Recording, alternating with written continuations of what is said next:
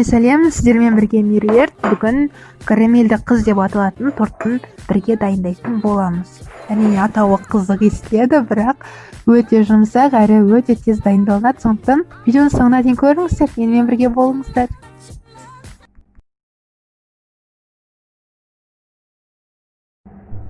Тортқа қосатын құрамдар төменгі сілтемеде жазылған. Ең алдымен ыдысымызға 2 жұмыртқамызды жарып алып, содан соң үстіне шымшым тұзымызды қосып, жай ғана араластырамыз.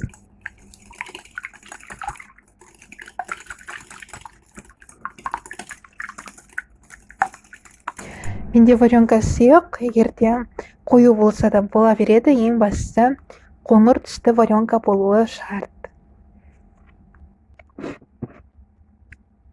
Шет-шетінен қасықтап отырып қосып, ақырындап араластырамыз.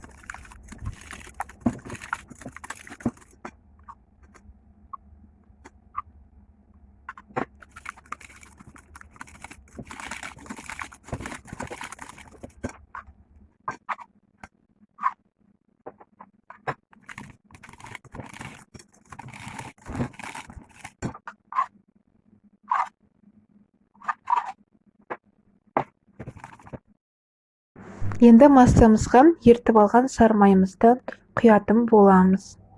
Сары май бөлме температурасында болуы керек.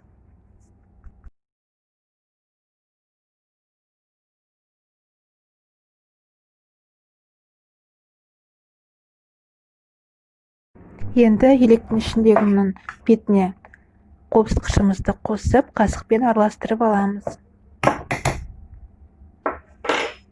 Ақырындап шет-шетінен қосып отырып араластырамыз. Жаңа айтқандай, егер сіздің варенкаңыз тым сұйық болатын болса, онда ұныңызды сәл көптеу қосуыңыз керек. Сондықтан шет-шетінен қосып отырыңыз. Бірден қосып тастауға болмайды.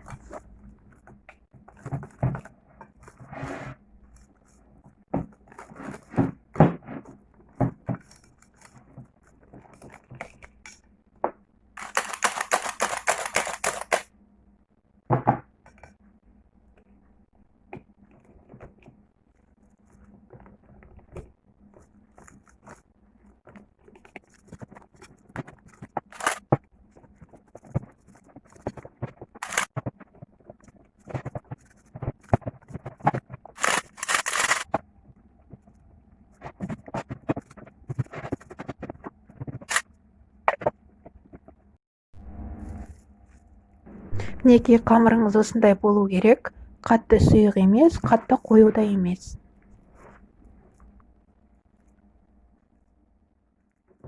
Осы кезде сапалы пергамент алғаныңыз дұрыс, себебі біздің қамырымыз сәл созылмалық болғандықтан жабысып қалуы мүмкін. Ал егерде сенімсіз болып жатсаңыз, жай ғана табаныңызды майлап қойсаңыз болады. Енді қамырымызды 2 бөлікке бөліп, біреуін бір бөлек, біреуін бір бөлек пісіріп алатын боламыз. Енді қамырымызды қызып тұрған пеште 80 градуста 10 немесе 12 минут пісіріп аламыз. Міне бізде қазір ғана пештен шықты. Піскен-піспегендігін ағаш таяқшамен көрсеңіздер болады. Енді жан жағындағы бөліктерін түзелеп кесіп шығамыз. Кескен бөлігіңізді бөлек қойып қойыңыз, оны да қазір шет-шетіне әсемдеуге пайдаланатын боламыз.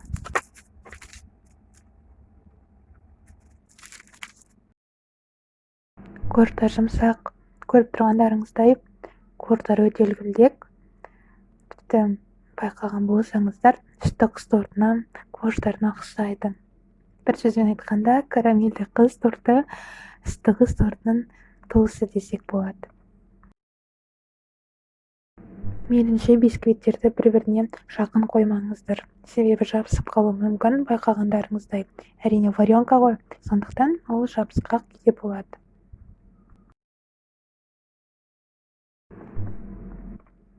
Енді қамырымыздың екінші бөлігін табамызға салып, жайып шығамыз. Оны да жаңағыдай 180 градуста қызып тұрған пеште пісіріп аламыз. Бүгін мен кремге қаймақты кремді қолданатын боламын. Сіздер кез келген сливкемен немесе басқа да кремдерді қолдансаңыздар да жақсы шығады. Алдыңғы видеода мен қаймақты кремді жасау жолдарымен бөліскен болатынмын. Төменге сілтемесін қалдыратын боламын. Сол жерден көрсеңіздер болады. тортымызды жинайтын боламыз. Ыдысымыздың астына ең алдымен сәл ғана кремді құйып шығамыз, себебі тортыңыз сырғып кетпес үшін. Кремді бисквиттерге 2-2,5 қасықтан құйып отырдым. Бірден жағып тастаймыз, әйтпесе тезірек сіңіп кетуі мүмкін. Бисквиттеріміздің жан-жағын кесіп шыққан кезде бізде сәл қамырлар қалған болатын. Сол кездегі қамырларды блендерден өткізіп, немесе қолмен үгітіп шығамыз. Енді осылай оп-оңай ғана жабыстырып керек.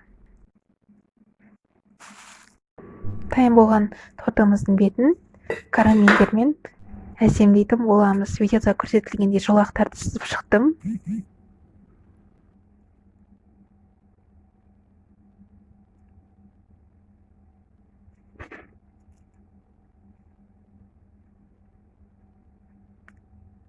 Ойымызша, жолақтармен торт мүлдем әдемі болып шыққан. Себебі өте нағыз карамельді торттың бір нысан ретінде көрініп тұрады, өзі де дәмді екендігі сыртынан ақ білініп тұр. Енді тортымыз дайын, өте күшті болған сияқты, мен өзіме қатты ұнады. Егер видео ұнаса, каналға тіркеліп лайк басып кетуді ұмытпаймыз.